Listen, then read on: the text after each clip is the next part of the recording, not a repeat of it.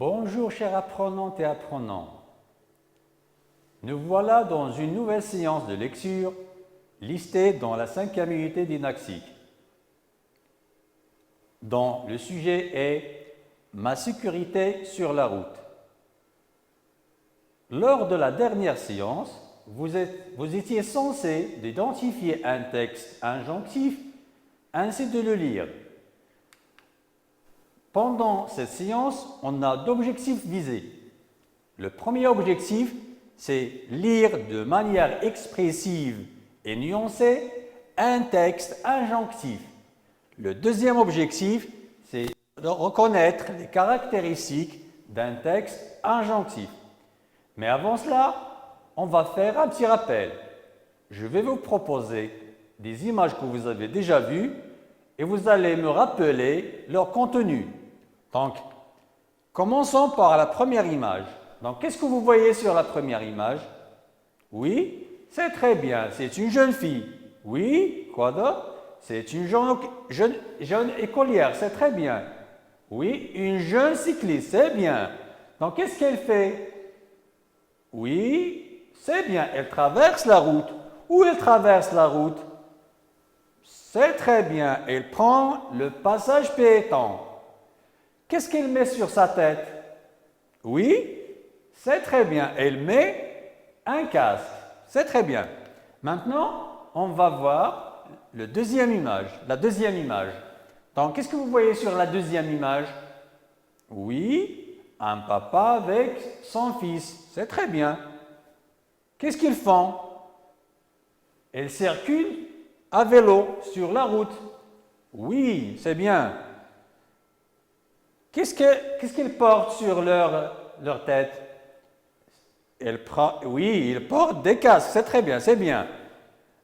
J'ai une question à vous poser. Est-ce que ces personnes-là, la petite fille et ce monsieur avec son fils, est-ce qu'ils respectent le code de la route? Oui ou bien non? Et pourquoi? Oui, ils respectent le code de la route. Donc, qui peut me dire pourquoi?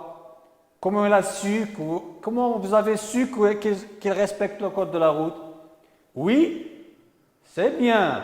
Donc, ils prennent leur extrême droite, c'est bien. Ils mettent leur casque, c'est très bien. Ah oui? L'enfant porte un gilet, c'est formidable. Oui, la petite fille, qu'est-ce qu'elle est? Oui, elle traverse en prenant le passage piéton. C'est très bien, c'est bien. Maintenant, on va lire encore une fois le texte et après, on va le relire encore une fois pour expliquer quelques mots. Donc, suivez avec moi.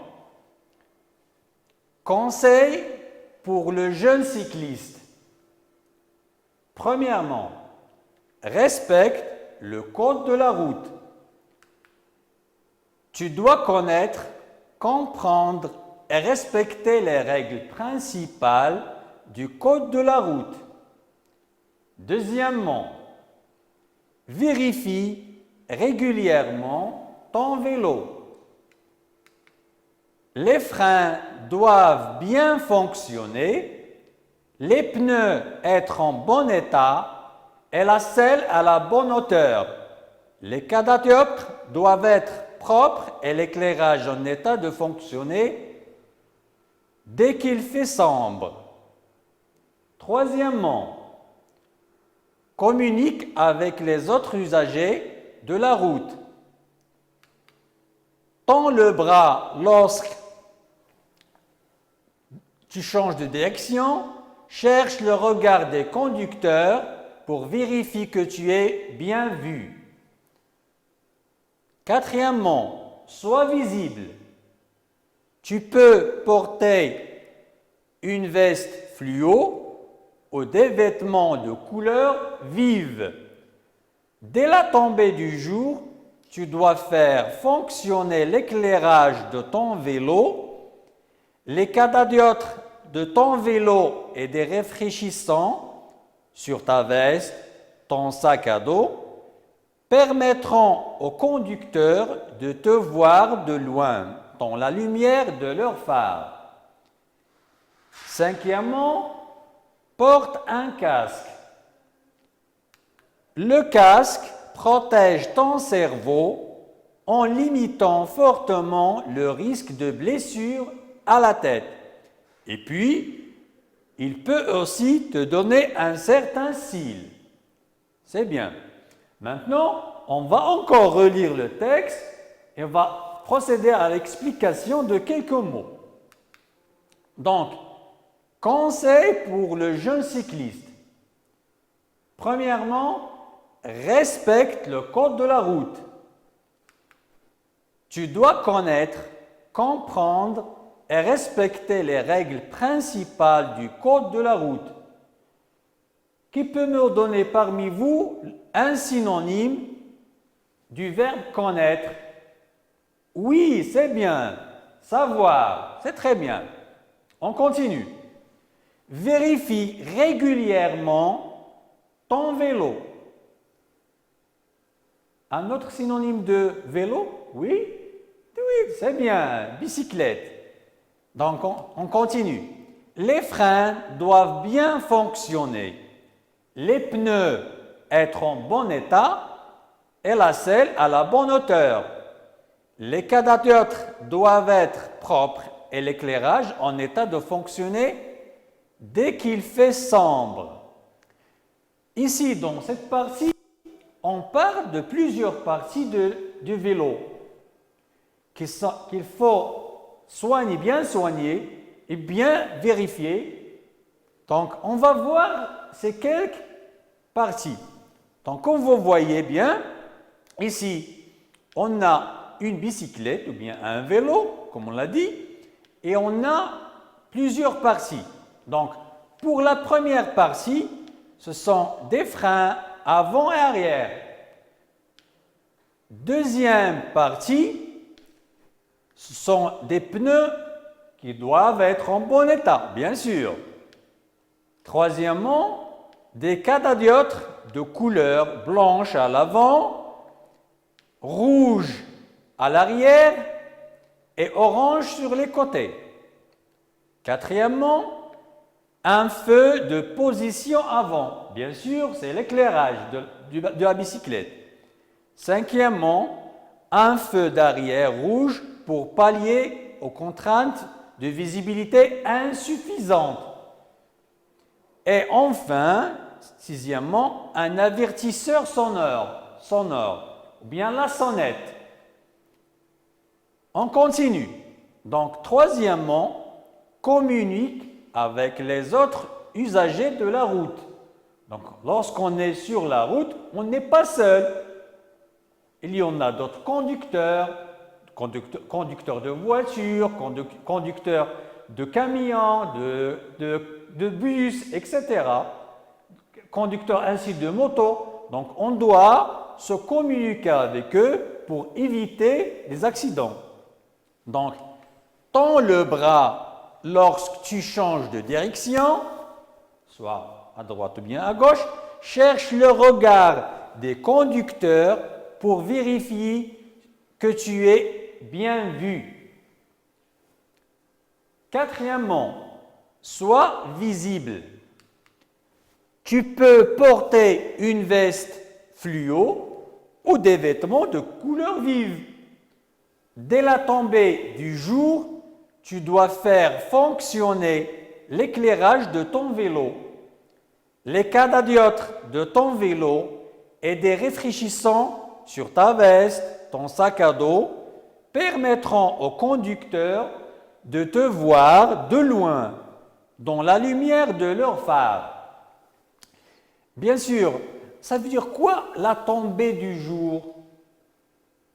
C'est très bien, la couchée du soleil, ça veut dire la nuit. Donc ici, on a un mot fluo, une veste fluo. Ça veut dire quoi fluo? On va voir ça. Donc fluo qui rappelle la fluorescence. Jaune, vert, rose fluo. Des chaussures fluo. Exemple, des chaussures fluo.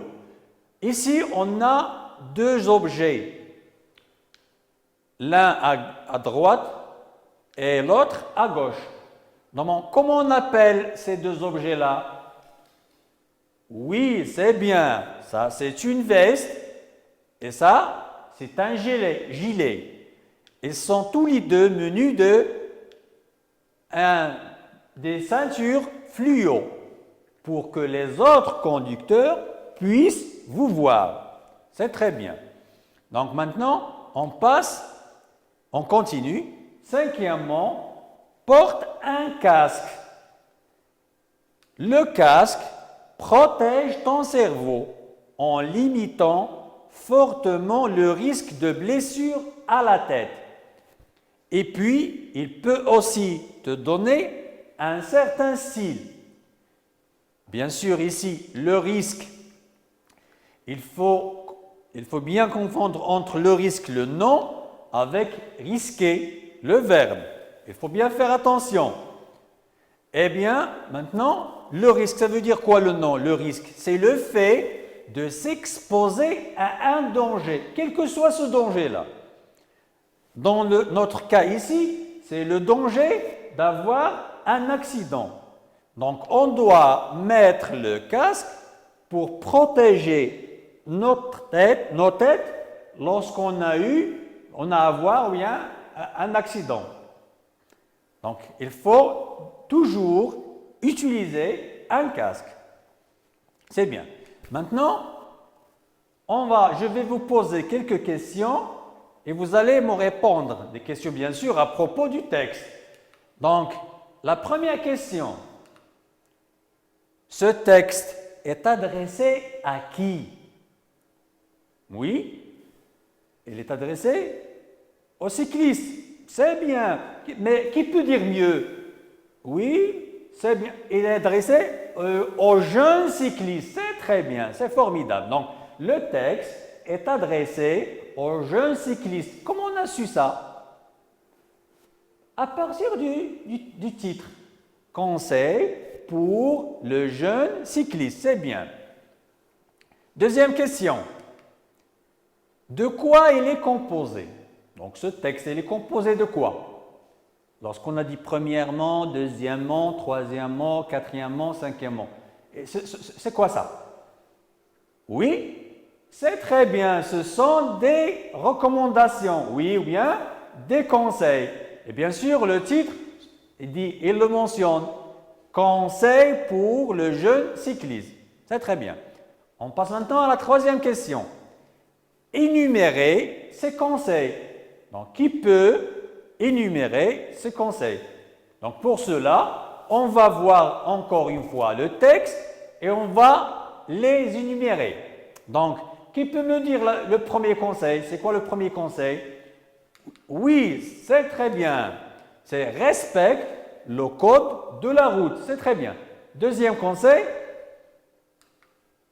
c'est bien. Vérifie régulièrement ton vélo.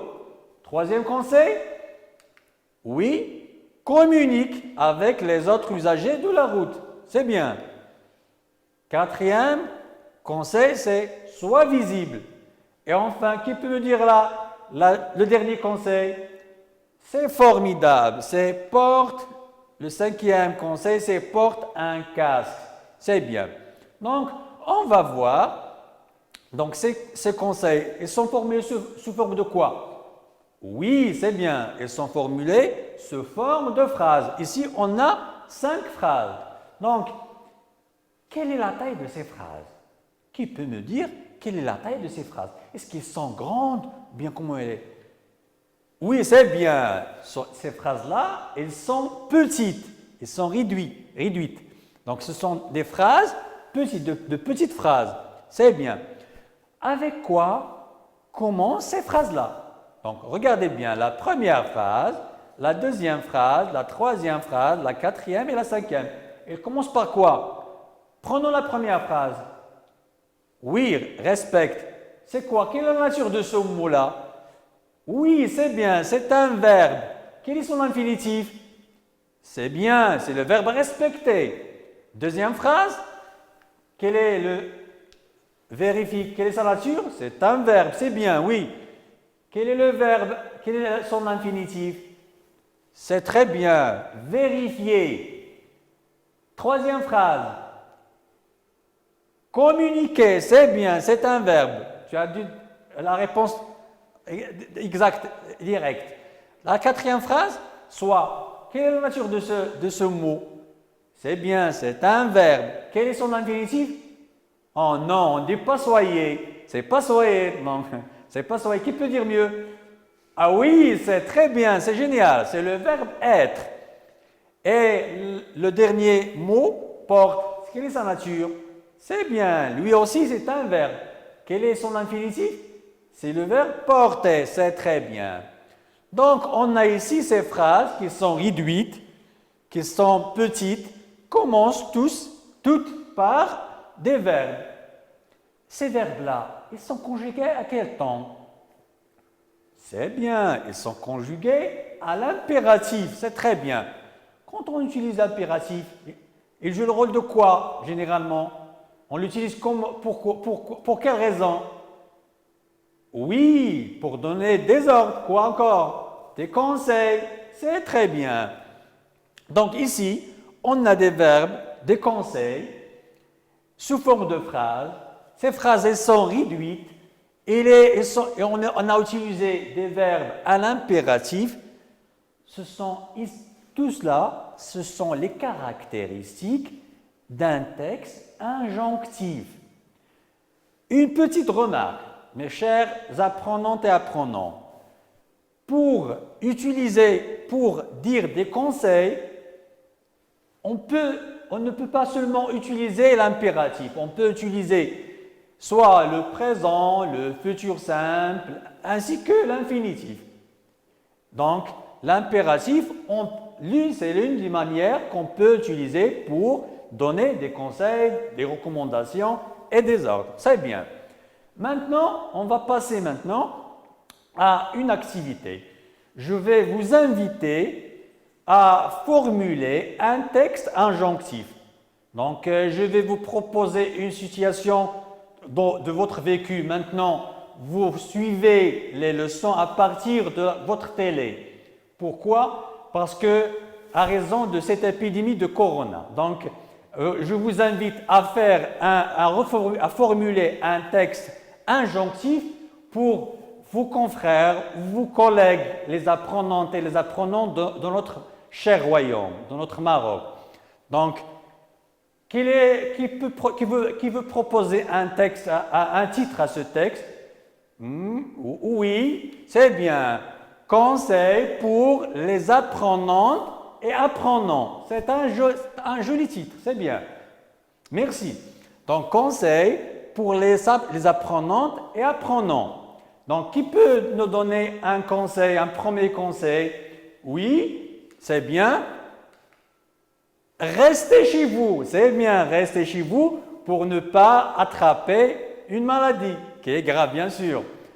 Donc, deuxième conseil, oui, qui peut nous donner un deuxième conseil? Oui, c'est bien. Suivez les leçons présentées sur la télévision et sur le web, c'est très bien.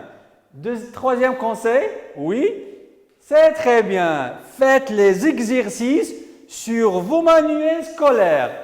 Pour l'application, bien sûr. Oui, d'autres conseils? Oui, c'est très bien, c'est bien. Donc, demandez de l'aide, soit à vos parents ou à vos frères. C'est génial. Donc ici, vous avez formulé un texte injonctif. Donc, c'est formidable.